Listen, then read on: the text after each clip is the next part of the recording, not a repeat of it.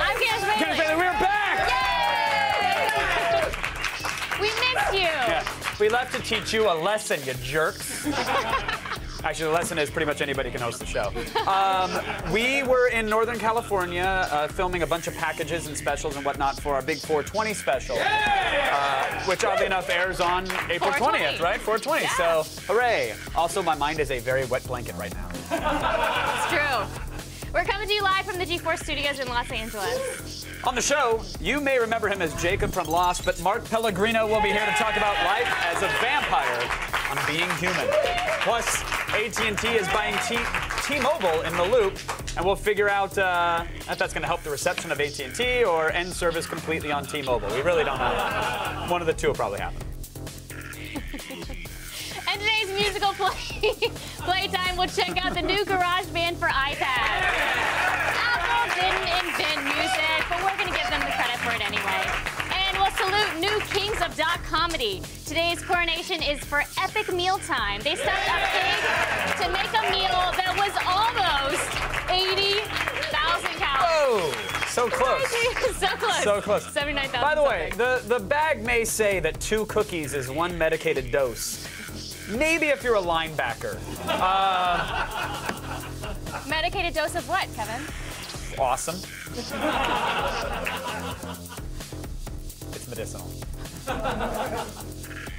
Viral video status is at DEFCON 1. Going around the net.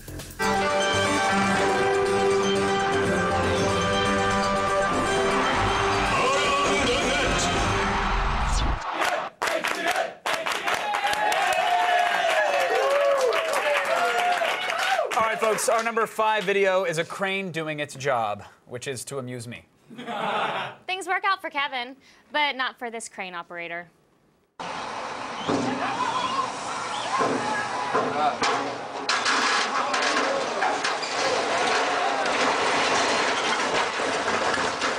Crane over, bro.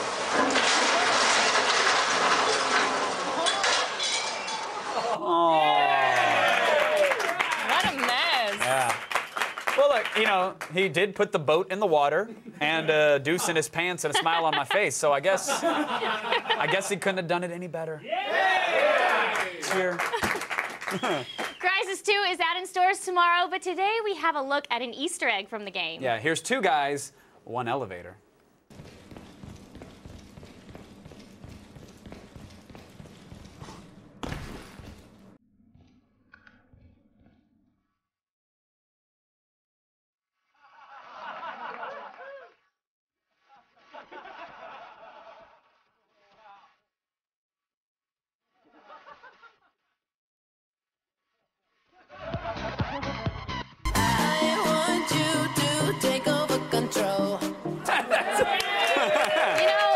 I've been in elevators like that before. Well, I've been in masks like that before. So, I'm just saying, the Crisis in Crisis 2 looks sexual when I play it. Have you ever done it in an elevator? Disco danced with another dude? No. Done it. Oh, it. Ah. It. Not all the way, no. What the hell does that mean? It's an honest answer. I mean, there's, you know, what was that? Someone held up a number. Was that the number of bases at third base? Yeah, yeah. And I slid into third. I didn't. It was like, I don't know. I was like, because we were, elevator was coming. I'm like, I don't know. Get it in there. All right. Good game. Good to know. And at number 3, we have proof that everyone eventually gets their 15 minutes of fame. Including this Norwegian teenager whose passing knowledge of the Out Here Brothers song, Boom Boom Boom, has made her a star on the internet. I say boom boom boom, then everybody say way-ho. I say boom boom boom, now let me hear you say way-ho. I say boom boom boom, then everybody say way-ho. Boom boom boom, now let me hear you say way-ho. I say boom boom boom, then everybody say way-ho. I say boom boom boom, now let me hear you say way-ho. I say boom boom boom, then everybody say way-ho.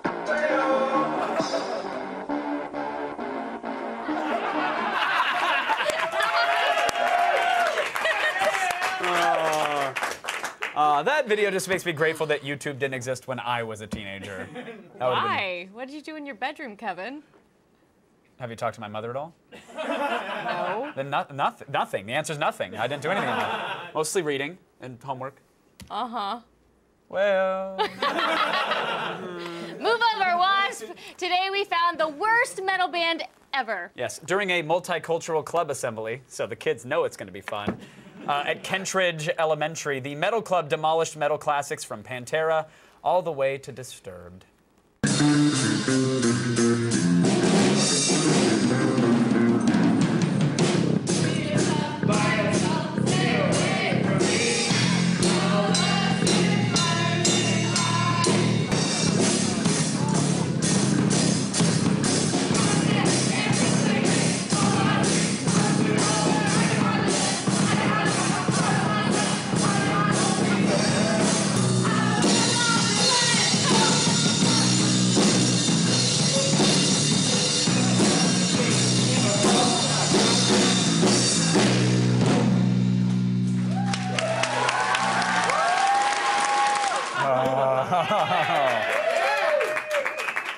You know, I'm telling you, that's what you get when the DARE program actually works.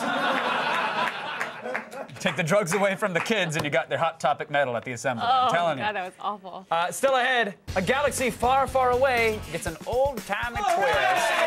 Take it away, Kathy May 15 with that infectious hit. Well! Everybody say way-ho. Today's ATN featured a metal band thrashing at an elementary school assembly. This performance has us thirsting for their epic debut. So tell us, what is the name of this band's first album? Tweet us your responses at AOTS #OMGROFLOL. If your response bangs our heads, we'll feature it on Friday's show.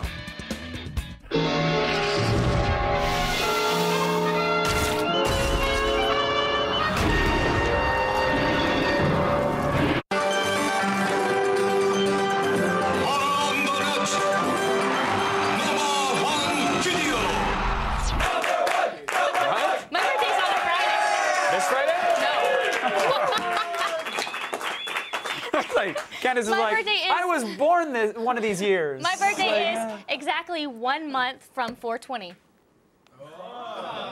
And other mathematical awesomeness from Candace Bailey. I bet you can't guess what my birthday is. I can't. Today's #1 item comes to us from a galaxy far, far away. Also from England. The YouTube account Vader Plays For You is a treasure trove of awesomeness. It's basically a guy dressed up like Darth Vader playing music on a piano, and we promise it's better than it sounds. Yeah, I hope. Here's the Sith Lord himself tapping out the jaunty theme to the old British game show Bullseye. Right, guys? Bullseye? Oh, yeah. Oh, Bullseye. With a bit of the Imperial March thrown in for good measure.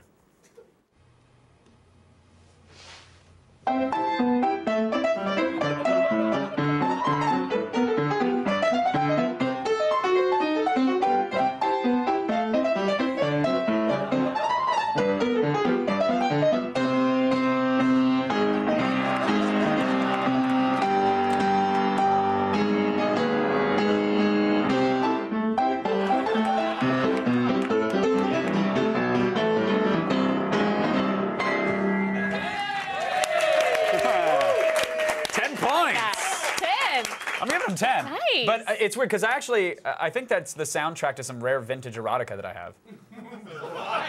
So I really know. I think it is. Please don't make us watch it. No. No, I think we should watch it. You know, for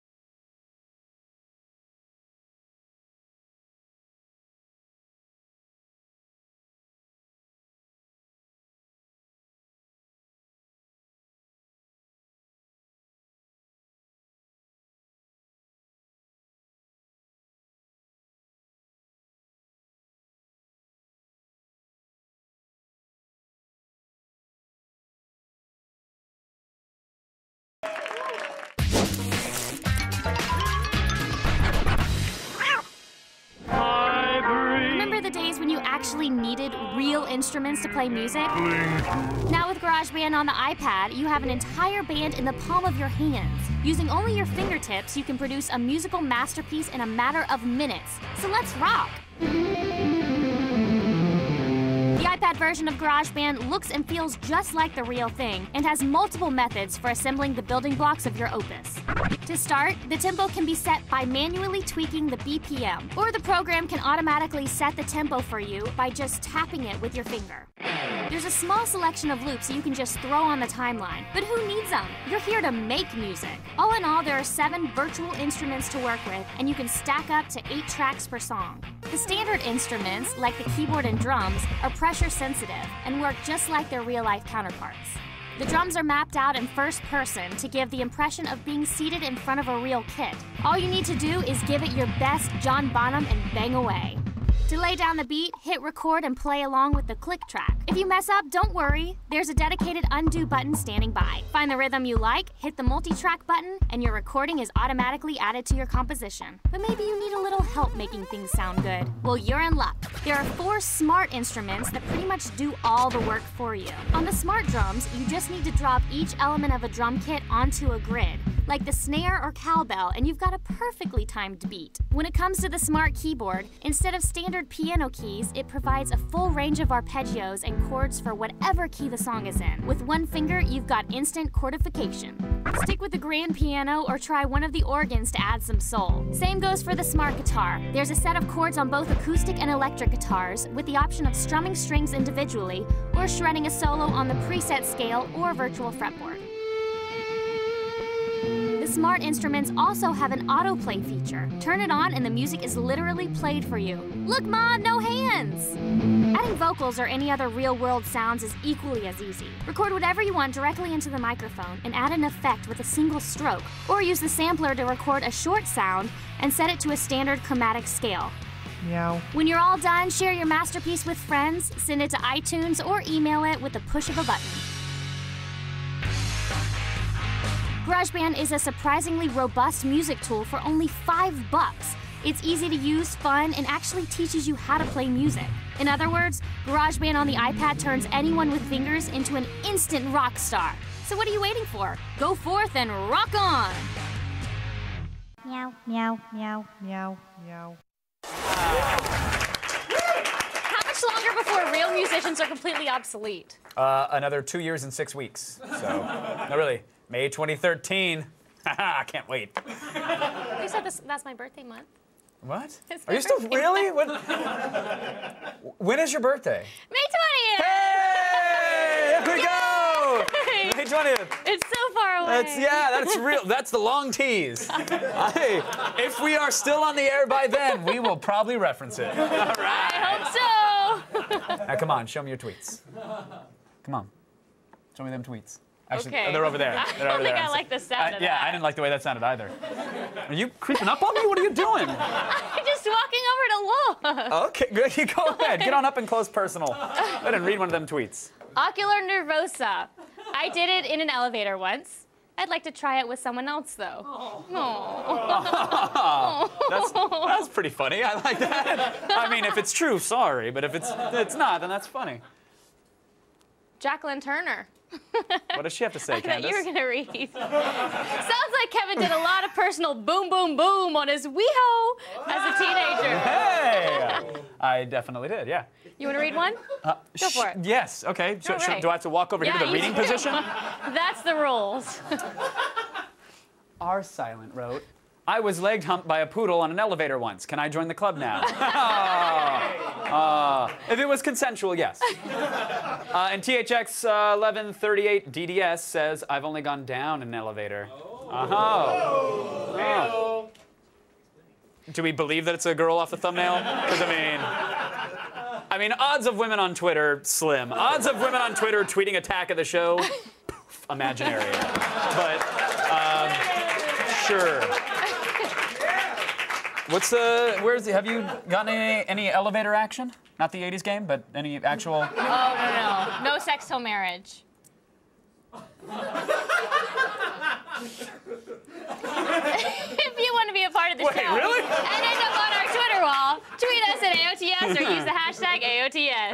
Okay. Still ahead, how will AT&T buying T-Mobile affect your cell phone bills? We'll find out in the loop. That's fun.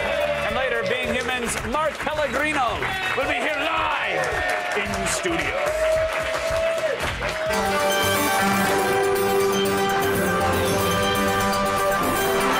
What happens next? These girls are getting ready to break it down arcade style. So what happens next? Does one of the girls punch the other in the face? Does one of the girls slip and faceplant? Or does someone walk straight into the nearby glass door? Find out when we return.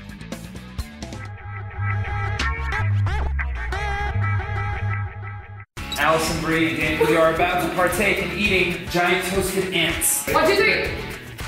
Oh, actually, kind of delightful. Very hummusy.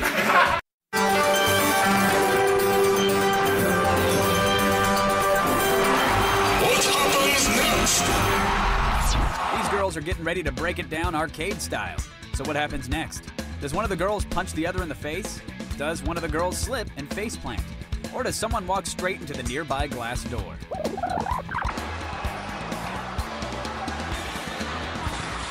Yeah, I don't think many people, including himself, saw that one coming. Okay, Kevin, I made a decision. What? I'm giving it away. Oh, so you're not waiting? All right. Not that. Oh, apparently I'm going to help give this away. It's time for today's epic giveaway.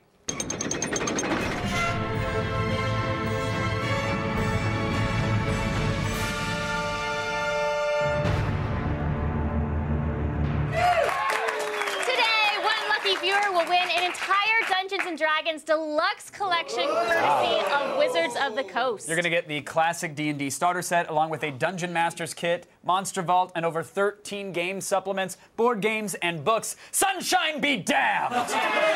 You also get this, I caught it, crappy cell phone prop from our old set.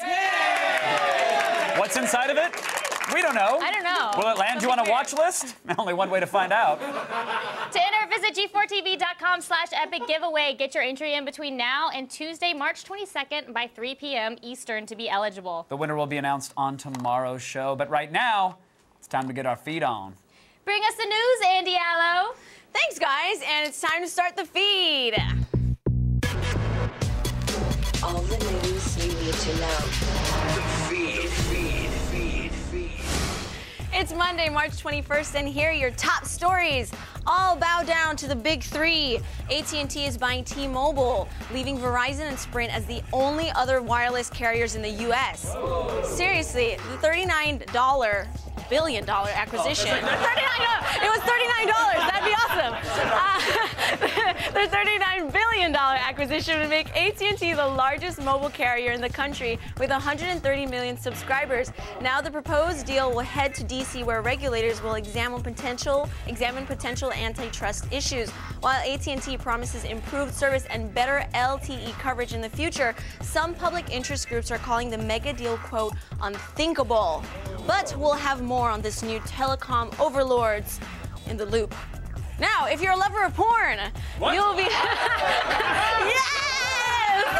I don't know what you're talking about. You'll be glad to hear that finding the goods online will soon become easier thanks to the newly approved XXX domain. The Internet Corporation for Assigned Names and Numbers, which oversees domain regulation, had volleyed back and forth on the issue for over a decade, but now they've finally approved the usage of .xxx. The .com adult fair won't be going anywhere, but over 250,000 XXX domains have already been pre-registered with the ICM registry. Crazy.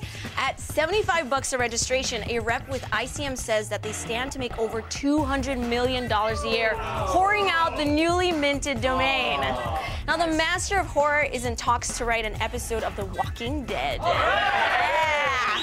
At a panel during the Chicago Comic-Con over the weekend, actress Laurie Holden spilled the news that Stephen King is rumored to be writing an episode for the upcoming season of the AMC series, which isn't slated to premiere until October. The move makes sense considering King's previous collaborations with showrunner Frank Darabont, which led to films like Shawshank Redemption and The Green Mile. Why can't October come sooner? Jeez. Turns out the Nintendo 3DS doesn't burn holes in your eyes. Instead, the American Optometric Association says it's a godsend for kids. What? Really? Their logic is that the auto-stereoscopic 3D device can actually help identify the early warning signs of the kids with amblyopia, otherwise known as a lazy eye. The AOA has actually endorsed the 3DS and said that it's safe for normally developing children to use, despite Nintendo's warning label that suggests children under 6 should stick to 2D mode. If this sounds a lot like a dentist suggesting a healthy dose of candy be a part of your kid's everyday diet, that's because it is. And finally, a rumor is circulating that Microsoft's next Xbox will be arriving in 2015. Whoa. Tipsters caught wind of an online portfolio listing from an industrial designer, Ben Peterson, that described a hardware project for Microsoft slated for a release in 4 years. But it doesn't matter because we all know the world's going to end before then anyway. I'm Andy Allen, you've just been fed. Over to Kevin we go! Thanks, Andy. On that uplifting note, as you just heard, AT&T wants to add another T to its name by buying up T-Mobile. It's T-Loop.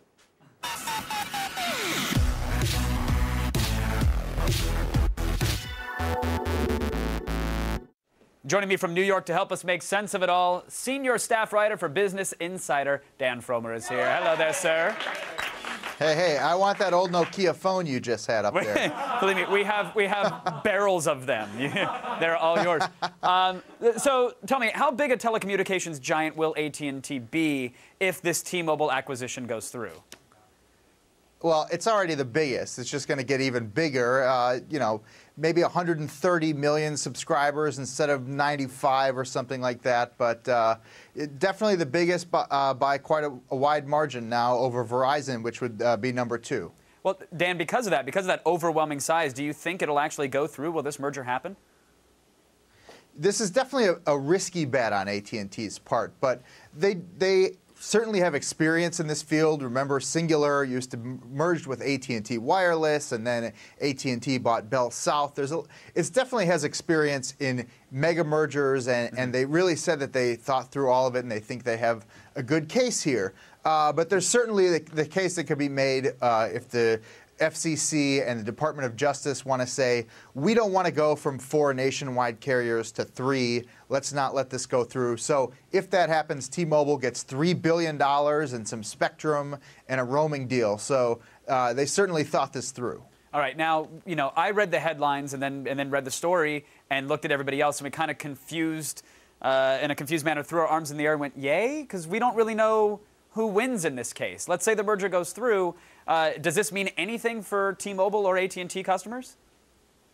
Well, first of all, it's definitely good if you are, you know, AT&T or T-Mobile because you get to do this deal, and it's bad if you're Sprint or Verizon. But as far as customers go, this is not some evil plot to destroy the world. The goal here is to build a larger and faster 4G network by taking people that are on T-Mobile's 3G network, moving them to AT&T's, and then turning that whole thing into a giant 4G network. So ideally, there will be faster speeds and better service for everyone.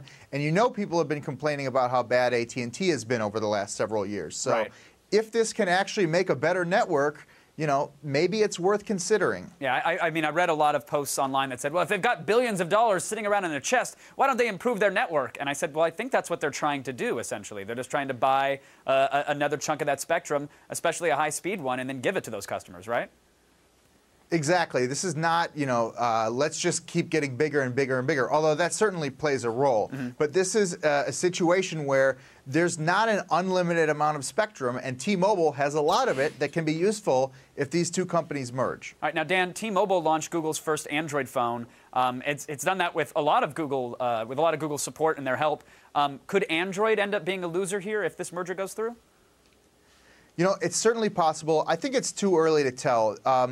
T-Mobile is not the biggest Android carrier in the U.S. That's Verizon, which has the Droid and, you know, that whole series. But T-Mobile has certainly been arguably Google's closest partner. They did the Nexus phones. They've done a lot of work together. So conceivably, AT&T may say, yeah, we're not so crazy about this Google stuff. Let's not make that big a deal out of it. But they could also say, oh, this Google stuff's great. We don't have the exclusive on the iPhone anymore. Let's go huge with it. Right. And then that would be really good news for Google. So too early to tell. And it was an interesting timing with this announcement as well because, just recently, Sprint and Google have sort of done a little partnership now where Sprint customers can have their account tied to Google Voice and vice versa. Sprint is sort of the little fish in a very large pond, going to be a huge pond very soon. How can they survive? Do you think Google will buy them out? Do you think there's going to be more partnerships along that front?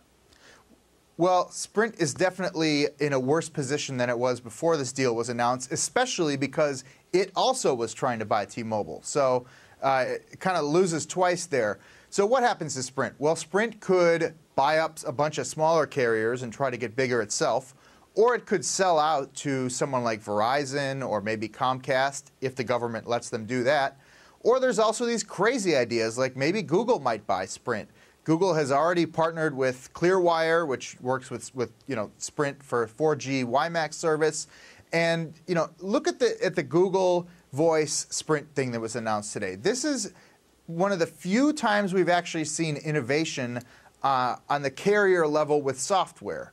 You can talk all about how less competition in wireless carriers means less innovation. But when's the last time the carriers have really innovated? It seems like just by making things more expensive is the innovation they've been doing. So, if Google owned or at least was in control of the software on the phones and the network and the pricing strategy and the marketing and all these things, that could be really interesting. That's where we could start to see some innovation that the other carriers who are all terrible at software just don't seem to get. Then Apple buys Verizon, and I guess Microsoft gets what's left of Boost. I don't know. I don't think anybody would care. But thanks to Dan Frommer from Business Insider for keeping us in the loop. As always, we appreciate the analysis, good sir. But now, let's head over to Candace. Time to crown some new kings of dot comedy. Epic Mealtime isn't just gross, it's also hilarious.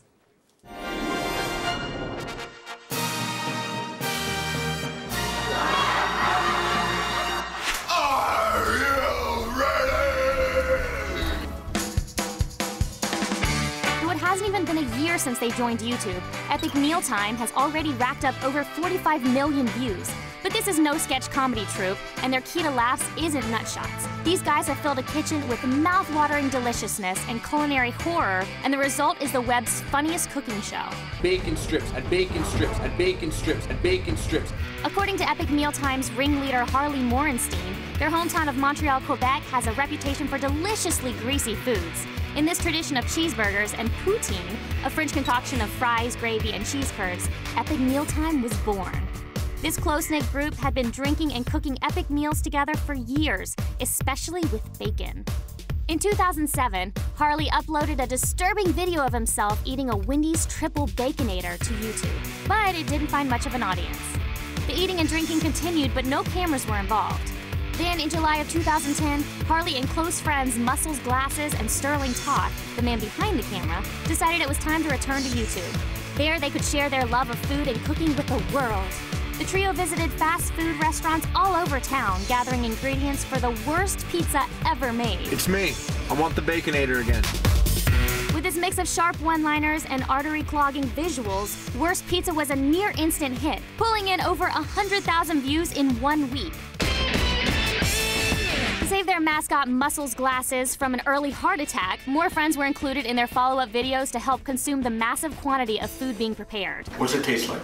3 different types of animals. But it was their 5th episode, the Thanksgiving Turbacon Epic Free-for-All, that put them over the top. We went and got a pig, and we got 5 birds to put inside of it. Turkey, duck, chicken, Cornish hen, quail. We rolled it all together, and then we sewed it shut.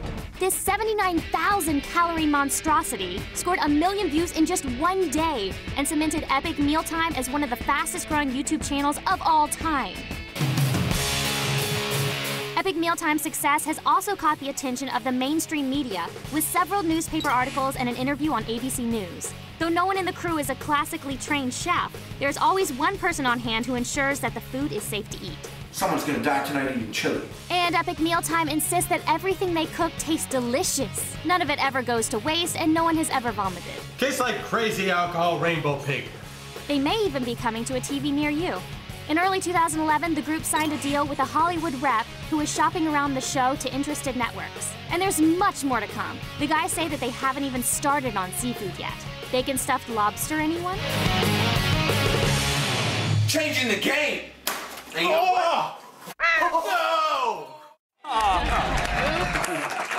Good news! G4 will soon present Sucker Punch, an exclusive look. That is good news. Yeah, it is. We're going to take you behind the scenes of Zack Snyder's new Subconscious Action Fest. Hear from the cast and the crew, including an exclusive sit-down with cinematographer Larry Fong. So watch it on March 24th at 8 p.m. But first, it's time to attack this green tech. Okay.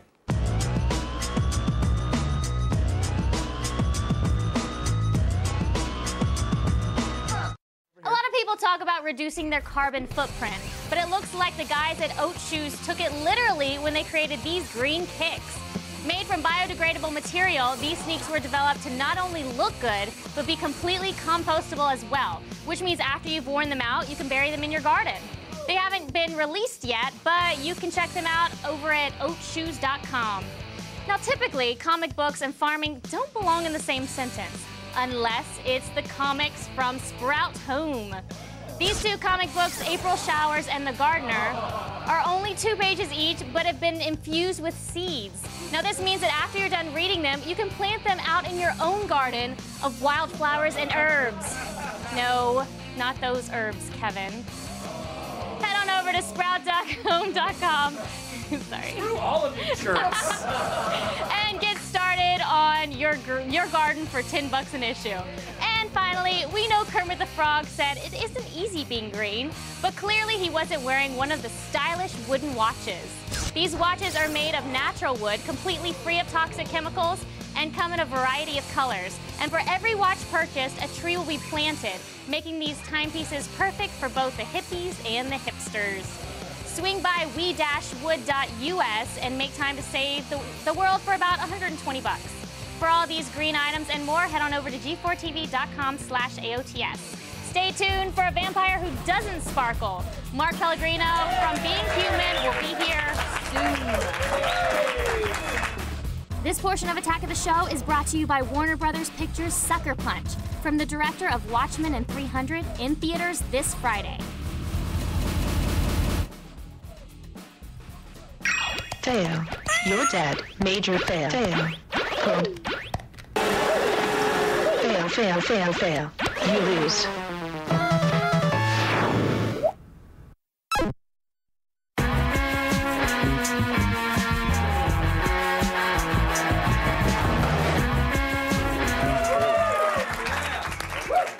You know, my next guest is lucky that I don't shove some wood into him. Hold on, that's out of... Joining me now, Mark Pellegrino. How are you, good sir? I'm okay. How you doing? Doing very well. I heard you just got back from Ireland. I did.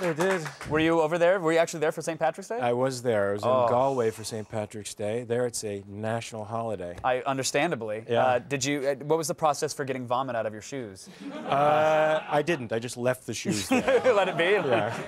Is that what it is? Check-in at the airport on the way out, it was just a row of vomit-covered shoes. row of vomited shoes. Is it as debaucherous as I might imagine St. Patrick's Day would be in Ireland? Actually, my experience with it was a lot more innocent, believe it or not. Parades, lots of kids, lots of green, lots of fun going on. We left Galway before the debauchery, I think. Oh, okay. Yeah, and we went to a place called Kennedy Castle and had a nice, quiet, subdued... Is that like a Bennigan's, like a themed restaurant? As a matter of fact, it is.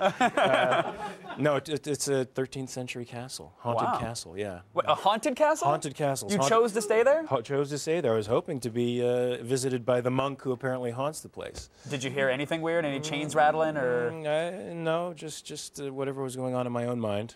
Okay, is that a good thing? If you're able to sleep. When you hear there's a haunted castle and you're walking around the hallways, you do kind of get a little bit paranoid. Yeah, understandable. Well, I mean, I'm paranoid in daily routine walking down the street, but haunted castle would elevate things, absolutely. I don't blame you. You're in L.A. Yeah. People, I think, obviously, they know you from Lost, and from, of course, from Dexter, from Supernatural. But what is it that draws you to these characters that, I mean, you would say maybe they're misunderstood. I might say they're homicidal. Even Jacob? Well, no, Jacob's more Christ-like. Yeah. But what draws you to these? I mean, there's a spectrum. You're at one end of those spectrums with those characters. I think they're fun. I think they're fun. I think they're the people in the scripts with the most to do and the most interesting emotional arcs to follow. So that's what attracts me to them. But you don't think the bad guys are? We were saying that you don't think bad guys are really bad guys. You think they're just misunderstood? Yeah, I think they're misunderstood. I think they're going for things that anybody else would go for, like in Dexter. I mean, the guy just wanted his family together. The audience decides for themselves whether or not he's doing it appropriately. Right. Yeah, I think so. And he had some issues. I agree. Now being human is different because you're a vampire, but you're a vampire cop. And my kid has decided that the family business isn't worth his while, and he's going his own way. And so I'm just trying to bring him back into the fold. Doesn't respect his old man. Doesn't respect his old man. How dare he? After all the sacrifices I made for him, he leaves me. You saw how ungrateful he was. I did. That jerk. He's Just one little ungrateful. clip. The audience will decide if he's ungrateful, and they have. When you're done with the set, though, when you're done being the vampire cop, when you go home, I'm told that you're actually into zombies. More so than vampires. I do. Yeah, I love zombies. In what way? Because we cover all sorts of fetishes on the show. Not in the biblical sense. I love it, but I love playing Left 4 Dead. Left 4 Dead is one of my favorite. Go, baby. Yeah, so good. Do you play online? I haven't played online yet, even though one of the actors on the show, Sam Witwer, is big on playing that online and has been trying to get me to go online. I haven't been able to do it yet. If you like losing and then having a 14-year-old taunt you while yelling at his mom for a Hot Pocket, you'll love the online experience. That's my stepdaughter.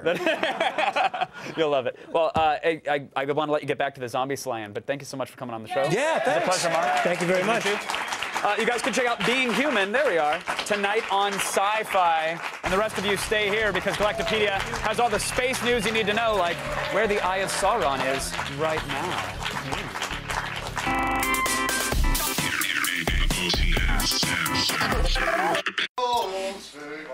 Wait for the music yet.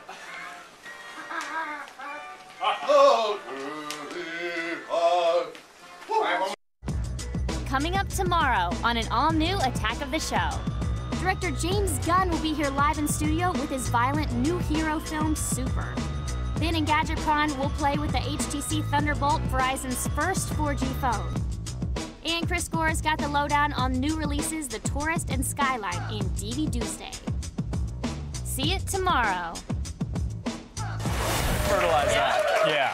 NASA retired the space shuttle, but they're not slowing down. Today's Galactopedia brings news about the escalating search for life in the stars. Space. Your turn. Oh. Unfortunately, one of the things they found is the Eye of Sauron in space.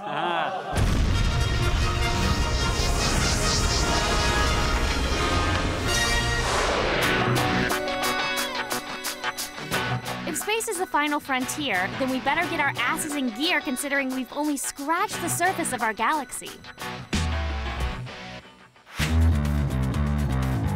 First objective, get your ass to Mars. Last week, NASA's Jet Propulsion Laboratory marked the 5th year of the Mars Reconnaissance Orbiter's mission to search for water. Since the MRO entered Mars's orbit, it has taken and transmitted over 70,000 images back to NASA. Some of the most impressive images include the Mars Phoenix lander parachuting near a 6-mile-wide crater, Mars's southern polar ice caps, and blue sand dunes formed by chunks of carbon dioxide. JPL plans to extend the MRO's mission and is using the orbiter to find potential landing sites for the Mars Science Laboratory rover, which is expected to touch down in August 2012. Now, it's no secret that space exploration is expensive. That's why the National Research Council panel has asked NASA to prioritize and rebudget their programs in order to search for extraterrestrial life. One of the top projects on the list is the Mars Astrobiology Explorer Cacher. This European Space Agency and NASA joint project will send the MAX-C along with the European Space Agency's ExoMars rover on 3 missions to collect Martian terrain and return it to Earth to be analyzed for signs of life. If the ESA and NASA can keep their estimated budget under $2.5 billion, then we can expect a landing in 2018.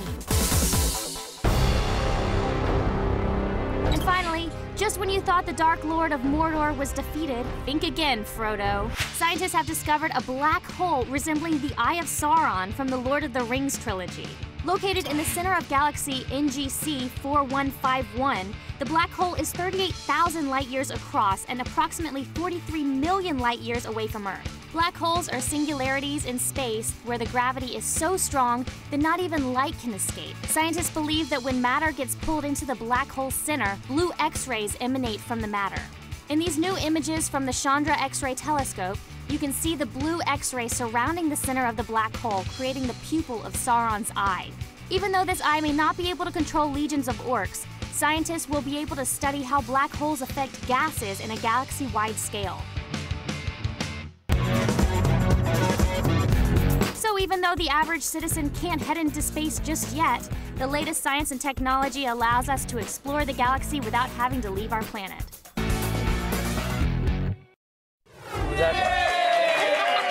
Someone yelled something there. Are we still live? We're back! Hey! Well, since we're all still here together, no one's still watching. People. Let's do it. Mark Pellegrino for starters. Andy Allo, she's a very close second. Dan Fromer, guess what?